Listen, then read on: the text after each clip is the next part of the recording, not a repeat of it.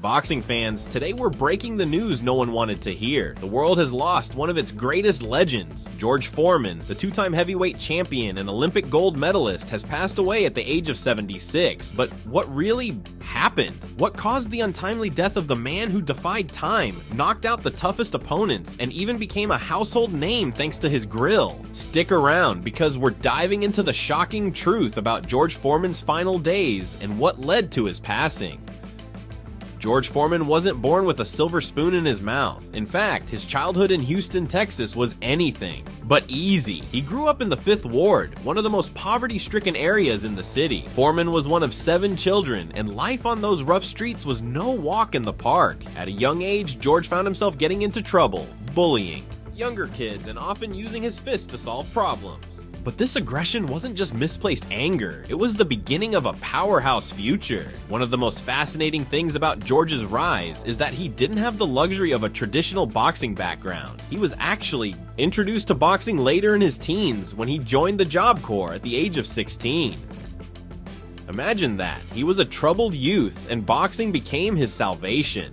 His coach, Doc Broadus, quickly recognized George's raw potential, and the rest, as they say, is history. Can you imagine being in the Job Corps and suddenly realizing you have the power to become a world champion? It's the stuff of movies. Let me know in the comments, what do you think George's life would have been like if he hadn't found boxing? By the time George was 24, he had already become an Olympic gold medalist. He took the gold at the 1968 Mexico City Olympics, an achievement that made the world take notice. But that victory wasn't just about his athleticism, it was about how George carried himself. He was a young, proud American waving the flag after winning his gold, an iconic moment that cemented his identity as a fighter with a purpose. Interestingly, George's flag waving was a direct contrast to the more politically charged actions of his fellow athletes, Tommy Smith and John Carlos, who made their Black Power salute on the podium just days earlier. Foreman caught a lot of heat for his flag waving, but in his mind it was about patriotism. He was simply showing the world who he was. And speaking of controversies, did you know that when George returned home, one of his childhood friends called him out for being too patriotic? Foreman later said that it broke his heart, but it also made him realize how far he had come. He was proud of his roots, but life in the spotlight wasn't always as simple as it seemed. Now his rise to the heavyweight title came in 1973 when he took on the undefeated Joe Frazier in Kingston, Jamaica. Frazier was no slouch. He was one of the toughest fighters of his era, but George Foreman, he made Frazier look like a punching bag, knocking him down 6 times in just 2 rounds. It was pure destruction, one of the most dominant performances in the history of boxing. Let's talk about this for a moment. 6 knockdowns in 2 rounds. That's almost unheard of. Do you think anyone will ever be able to dominate like Foreman did in that fight? I'd love to hear your thoughts in the comments. Now every boxing fan knows about the legendary Rumble in the Jungle, the 1974 fight between George Foreman and Muhammad Ali.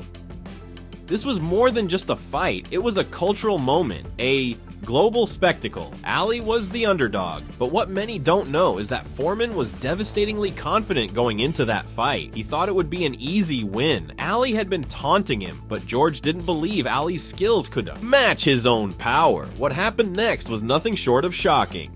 Ali, using the now famous rope-a-dope strategy, let Foreman wear himself out by absorbing punches, and in the 8th round, Ali struck, knocking Foreman down and winning the fight. The world watched in disbelief, but here's the thing, this wasn't just about a physical defeat, it was a psychological one for Foreman.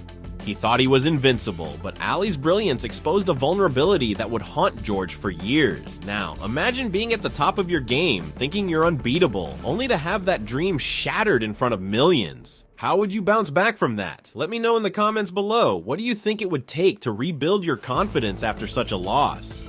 After the loss to Ali, George Foreman took a massive step back from boxing. He found solace in religion, becoming a devout Christian and eventually an ordained preacher. But here's where George's story takes an even more fascinating turn. He didn't just walk away from boxing, he reinvented himself completely. He returned to the ring a decade later, but not as the cocky, angry young man he once was. This was a different George Foreman, more humble, more grounded, and more strategic. He came back at the age of 45, and guess what? He stunned the world. Once again, capturing the heavyweight title by knocking out Michael Moorer in 1994. At 45, he became the oldest heavyweight champion in history. It was a comeback so dramatic it almost seemed like a movie. And let's not forget the George Foreman grill. Remember that? Who would have thought that a boxing champ would become a grilling icon? But after all, Foreman was a master at reinventing himself. The grill sold over 100 million units worldwide, making him millions and turning him into a household name for reasons other than punching faces. George Foreman's passing on March 21st, 2025 was a loss to the world of boxing and to everyone who admired him as a man of faith and family. But as his family statement said, George passed peacefully surrounded by his loved ones. He had lived a life of unwavering faith, humility, and purpose, touching so many lives along the way. Even in his later years, Foreman remained a beloved figure. He continued to preach at his church, sharing wisdom and faith with his congregation. His influence stretched far beyond the boxing ring. He was a father of 5 sons, all named George by the way, a grandfather and a mentor to many. Now, what do you think? Was it his faith, his boxing career, or his incredible reinvention that made George Foreman such a legend? Let me know your thoughts down below.